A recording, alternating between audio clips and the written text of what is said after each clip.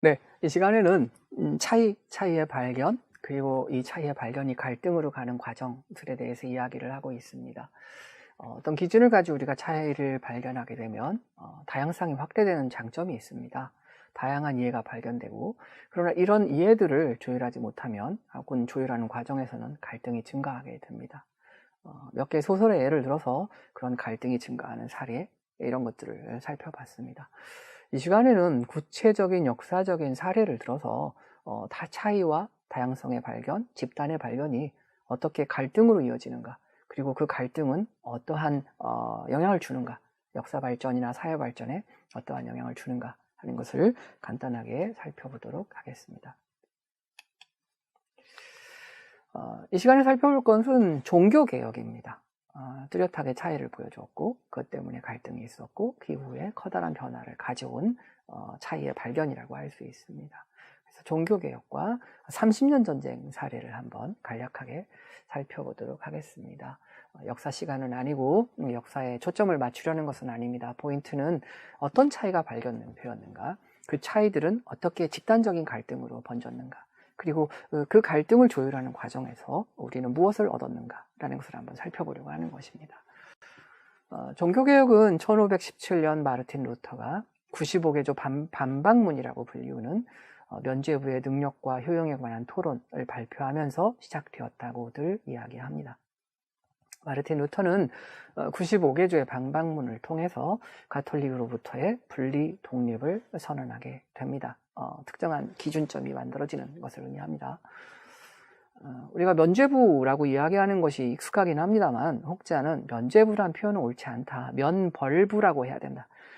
면죄부는 죄를 사해주는 것인데, 죄를 사해준다기보다는 죄에 따른 벌을 면해주는 증서다, 본래 의미가. 그러니 면죄부라고 이야기하면 안 되고 면벌부라고 이야기해야 된다 라고 이야기를 하는 분들도 있고, 그게 최근의 추세라고들 이야기합니다.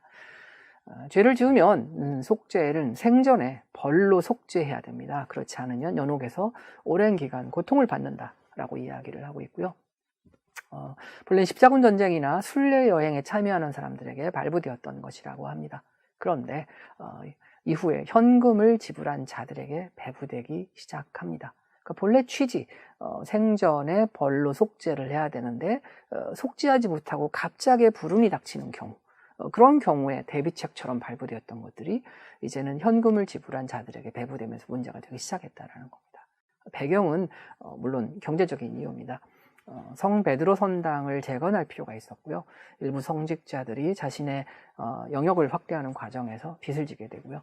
그래서 재원을 마련할 필요들이 생깁니다. 그래서 이 면죄부 혹은 면벌부가 재원을 마련하는 수단으로 변질되기 시작한 거죠. 신성 로마 제국의 카를 5세, 당시에 카를 5세 신성 로마 제국 황제는 초기에는 루터의 개혁에 대해서 크게 주목하지는 않았다라고 이야기를 합니다. 그러나 이 시기가 되면 독일에서 농민전쟁이 크게 일어납니다. 그리고 1931년 루터파 제후들이 슈말칼덴 동맹을 형성합니다. 신성 로마 제국의 황제로부터 프로테스탄트 제후들의 권리를 보호하기 위한 동맹을 만들었던 거고요. 이에 대해서 가톨릭도 1545년에 트리엔트 공의회를 통해서 프로테스탄트들이 제기한 문제에 대응하는 종교개혁을 진행하기도 합니다. 그러나 슈말칼텐 동맹이 맺어지면서 슈말칼텐 전쟁으로 이제 번지기 시작을 합니다. 1546년 루터가 사망을 합니다. 그리고 신성로마 제국의 카를 5세는 프로테스탄트 제후들에 대한 공격을 개시합니다. 그게 이제 1차 슈말칼텐 전쟁이고요. 1546년부터 1547년까지 전개가 됩니다. 그리고 1948년 5월이 되면 아우크스부르크 가협정을 통해서 재가톨릭화를 추진하기 시작합니다. 프로테스탄트 제후들에게 주어졌던 권리, 재산, 영토들을 회수하기 시작하는 거죠.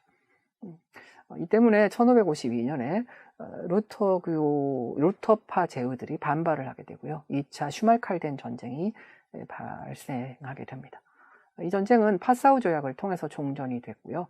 1555년 카를 5세와 이들 프로테스탄트 제후들 간의 합의가 이루어지게 됩니다. 이게 아우크스부르크 화의라고 불리우는 피스 오브 아우크스부르크에 대한 것이고요. 갈등의 격화를 회피하는 방안이 이제 마련되기 시작을 한 겁니다. 자, 1555년에 체결되었던 아우크스부르크 화의는 몇 가지 원칙을 가지고 진행이 되었습니다. 첫 번째 원칙은 제후의 종교가 공국의 종교가 된다라는 것을 인정하는 것입니다. 국가 내의 종교의 단일성을 인정하는 것이죠. 군주의 종교가 국가와 그 안에 거주하는 모든 거주민의 종교가 되는 것입니다. 다만 예외가 있습니다. 군주 종교를 공국의 군주가 특정한 종교를 선택했을 때 그를 수용할 수 없는 사람들은 이주가 허용됩니다. 공국에서 거주민이 이주가 허용된다는 것은 당시로 봐서는 커다란 변화라고 할 수 있었습니다. 두 번째 원칙은 교회 국가의 고위 성직자가 개종할 경우에 주민은 그럴 필요가 없다라는 것입니다. 교회 국가는 국가라고 하는 세속적인 질서를 교회 구성원이 가지고 있는 겁니다. 그래서 제후가 결국은 성직자인 거죠. 자, 그럴 경우에 고위 성직자가 개종을 하면 그때 주민은 어떻게 할 것이냐? 주민은 그럴 필요가 없다라는 겁니다. 결국 이 경우에는 차라리 고위 성직자가 사직하는 것, 그러니까 이건 명시적인 규정은 없습니다만 그런 것으로 귀대되었다라고 해석되고 있습니다. 세 번째 원칙은 기사와 그리고 일부 도시들의 종교적 단일성을 면제해 줬습니다. 종교적 단일성을 면제한다는 뜻은 특정한 영토 내에 다양한 종교가 공존할 수 있도록 허용한 것입니다. 그래서 신성 로마 제국 황제의 직속인 임페리얼 시티 내에서 특히 종교 가톨릭, 프로테스탄트들이 모두 인정되는 양상이 이제 벌어집니다. 물론 여기에서 말하는 프로테스탄트는 루터교를 말하는 거고요. 칼뱅파는 포함이 되지 않는 것입니다. 그렇게 해서 아우크스부르크 화의를 통해서 제후가 종교를 선택할 수 있고 제후의 공국에 거주하는 거주민 중에 제후와 종교가 다른 사람들은 이주할 수 있고 그 다음에 일부 도시에 대해서는 종교 자유가 완전히 허용되게 됩니다. 이를 통해서 종교적 차이에 기초한 집단 간 갈등이 이제 무마되고 화해되기 시작하는 거죠. 그렇게 해서 종교개혁의 1차적인 문제가 일단락이 되게 됩니다. 그리고 그 외에 이제 항상 이 시기에 말썽이 많았던 것은 1552년 이전에 보호했던 교회 자산의 문제입니다. 이제 이것은 재가톨릭화 정책 같은 것이 취해지면 가톨릭으로 회수되는 재산들이었고 늘 말썽이 있었던 것인데 그걸 인정하게 되고요. 문제는 1560년부터 70년 사이 아우크스부르크 화의가 1555년이니까 10년 난간 5년부터 10년 사이 5년 15년 사이에 군주 다수, 제후의 다수가 켈비니즘으로 개종하기 시작했다라는 것입니다.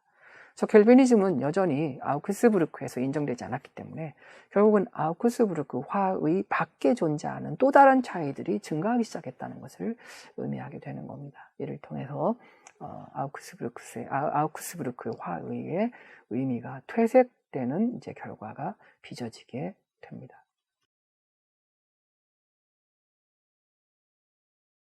자, 아우크스부르크 화의 이후에 이제 켈빈교가 증가하고 이것들은 다시 신교와 가톨릭 간의 갈등으로 재점화하게 됩니다.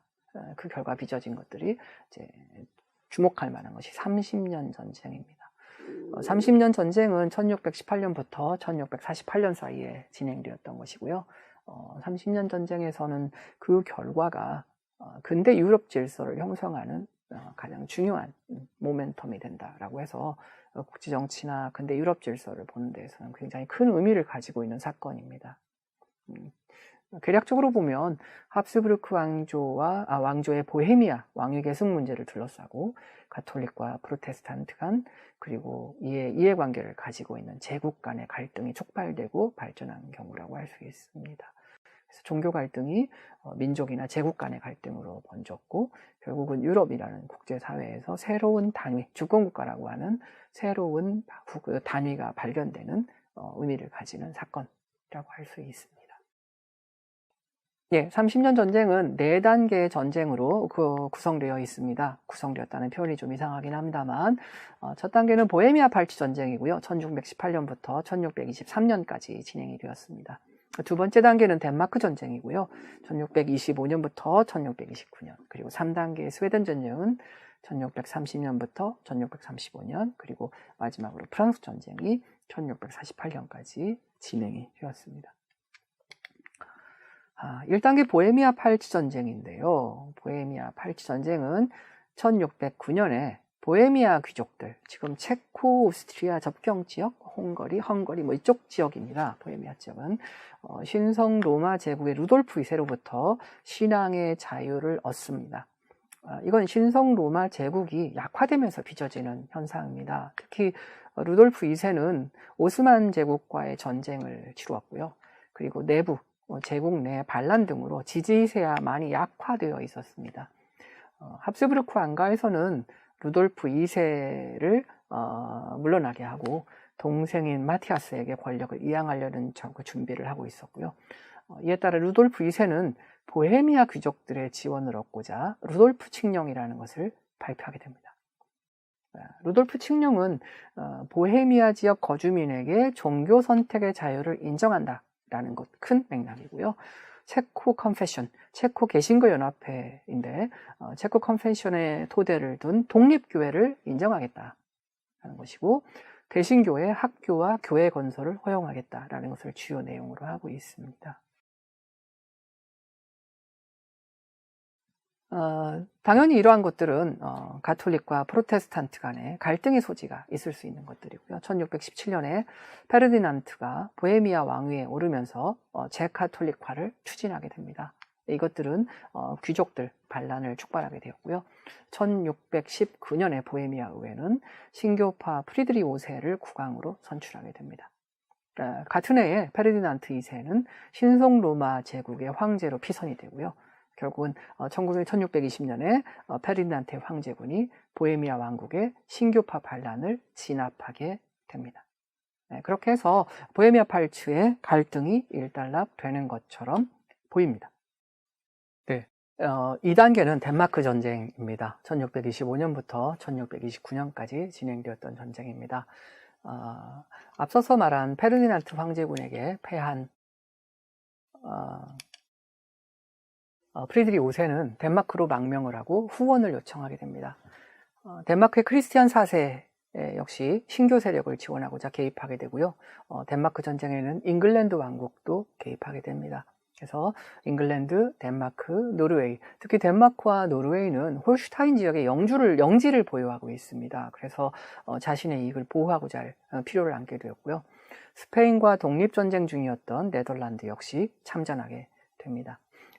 스페인 같은 경우는 전통적으로 유럽 내에서 가톨릭 세력을 지원해왔던 국가입니다. 그래서 네덜란드는 신교의 편에 들어서 이제 참전하게 되는 거죠.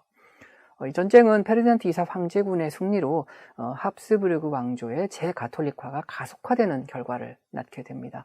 1629년 3월 프리드리 2세는 반환 칙령을 선포하게 됩니다. 내용은 신교로 개종했던 대주교령, 주교령, 도시의 가톨릭 복귀를 선언하게 되고요. 1552년 이후에 세속화된 교회의 재산과 수입을 몰수하게 됩니다. 당연히 이러한 조치들은 신교가 프로테스탄트 제후들의 반발을 야기하게 되고 다음 단계의 전쟁으로 발전하게 됩니다.